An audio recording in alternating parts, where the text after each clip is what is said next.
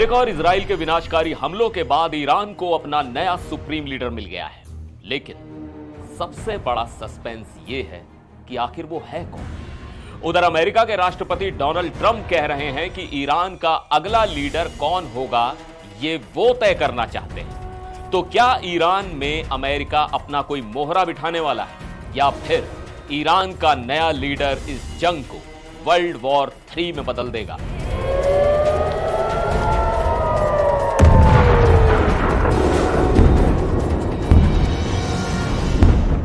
नमस्कार, मैं हूं सिद्धार्थ प्रकाश। 28 फरवरी को अमेरिका के एपिक फ्यूरी और इजराइल के लायंस रोर ऑपरेशन ने पूरी दुनिया को हिलाकर रख दिया था। इस भीषण हमले में ईरान के सुप्रीम लीडर अली खामेनेई और कई बड़े कमांडर्स मारे गए थे। इसके बाद से ही ईरान लीडरलेस था और देश के अंदर एक अजीब सी बेचैनी थी। लेकिन अब ईरान की असेंबली ऑफ एक्सपर्ट्स ने नया सुप्रीम लीडर चुन लिया है। हालांकि नाम का ऐलान अभी तक जानबूझकर नहीं किया गया है। अब सवाल उठता है कि आखिर नए बॉस का नाम दुनिया से क्यों छुपाया जा रहा है। इसकी सबसे बड़ी वजह है सिक्योरिटी और जान का खतरा। अमेरिका और इजराइल जिस तरह से चुन चुनकर ईरानी लीडर्स को मार रहे हैं, उसे देखते हुए ईरान हाई अलर्ट पर है। ईरान को अच्छे से पता है कि अगर अभी नए सुप्रीम लीडर के नाम का ऐलान कर दिया गया तो वो तुरंत अमेरिका और इजराइल की हिट लिस्ट में आ जाएगा।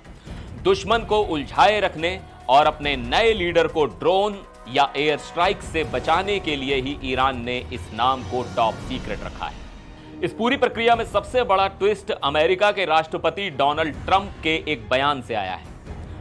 ट्रंप ने साफ तौर पर कह दिया है कि ईरान की लीडरशिप चुनने में उन्हें भी अपना रोल चाहिए।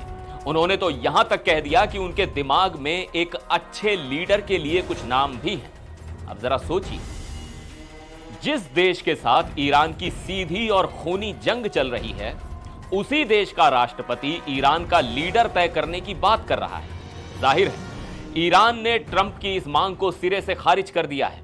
ईरान की मिलिट्री ने साफ चेतावनी दी है कि जो भी अमेरिका के इशारे पर गद्दी पर बैठेगा उसे वो जिंदा नहीं छोड़ेंगे।